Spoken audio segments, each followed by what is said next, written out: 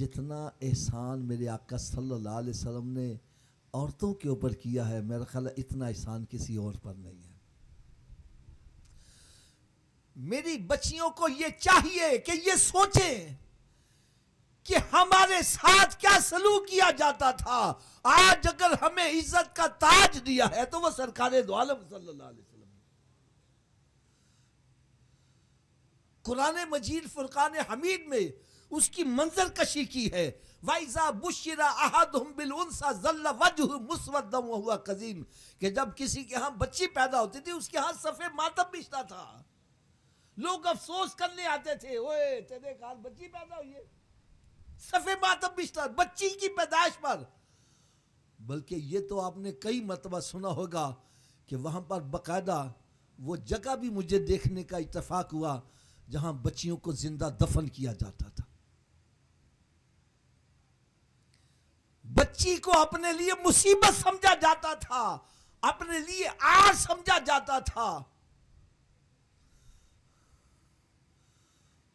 کروڑوں درود، کروڑوں سلام اس پیارے آقا صلی اللہ علیہ وسلم پر جس نے عورت کو اتنی عزت عطا کی، اتنی عزت عطا کی، معاشرے کے اندر ایسا انقلاب برپا کر دیا، ایسا انقلاب برپا کیا، جو بچیوں کو زندہ دفن کیا کرتے تھے اب وہ بچیوں کے لیے دعائیں کرتے نظر آ رہے۔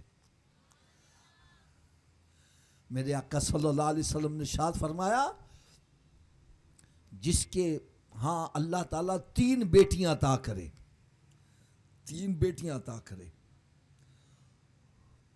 یا 3 بہنیں ہوں اس کی زیر کفالت، اور ان کی وہ للہ فی اللہ خوش دلی سے پرورش کرے۔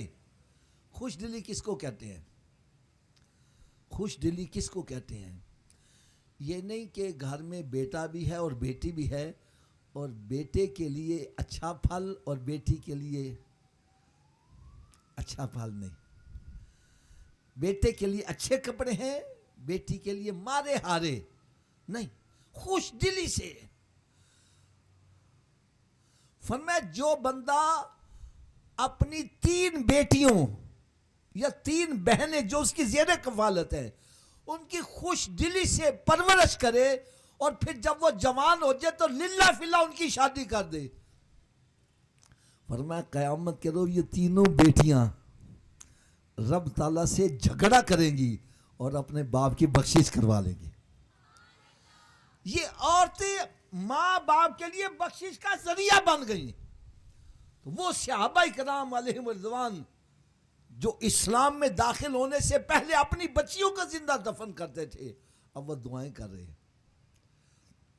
یا اللہ ہمیں بچیوں کی نعمت عطا فرما۔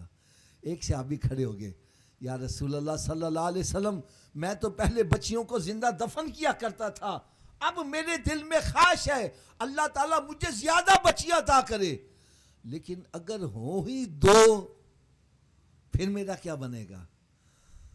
کروڑوں درود، کروڑوں سلام اس پیارے آقا صلی اللہ علیہ وسلم نے ارشاد فرمایا تو 2 بچیوں کی ہی خوش دلی سے پرورش کر اور ان کی للہ فی اللہ شادی کر دے، رب تعالیٰ 2 کے صدقے بھی تمہیں جنت عطا کرے گا۔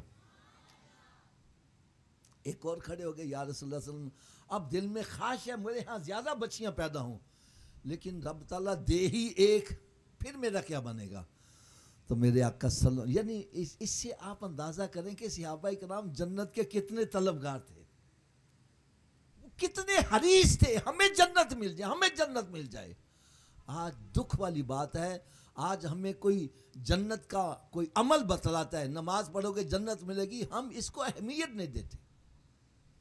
صحابہ کرام کے اندر کیسی تڑپ تھی۔ ایک اور کھڑے ہو گئے، یا رسول اللہ صلی اللہ علیہ وسلم اگر ہو ہی 1 تو میرے آقا صلی اللہ علیہ وسلم نے ارشاد فرمایا تو 1 کی خوش دلی سے پرورش کرنا، رب تعالیٰ 1 کے صدقے بھی تمہیں جنت عطا فرمائے گا۔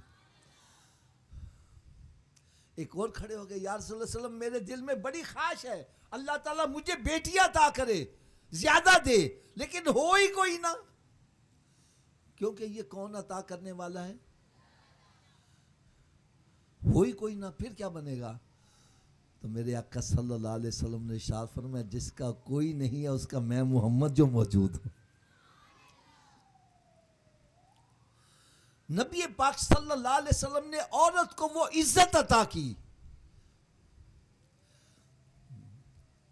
میں کہتا ہوں کہ بچی پیدا ہوتی تھی تو صف ماتم بچھتا تھا، اور جب یہی ماں کے روپ میں عورت بوڑھی ہو جاتی تو ان کو منڈیوں میں جا کر فروخت کراتے تھے.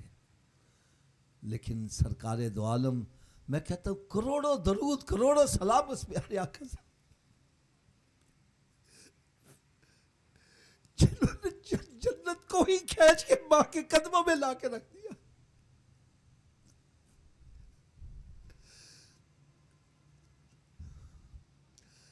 کتنا رتبہ نے میرے آقا سے عورت کو عطا کیا ہے کہ فرمائے کہ ماں کے قدموں کے اندر جنت رکھ دی گئی ہے. میں کہتا ہوں عورت یہ احسان اگر سامنے رکھے کہ میں معاشرے کی ایک تانے کا باعث بنی ہوئی تھی، آج اگر مجھے یہ عزت کا تاج دیا ہے تو سرکار دو عالم صلی اللہ علیہ وسلم نے دیا.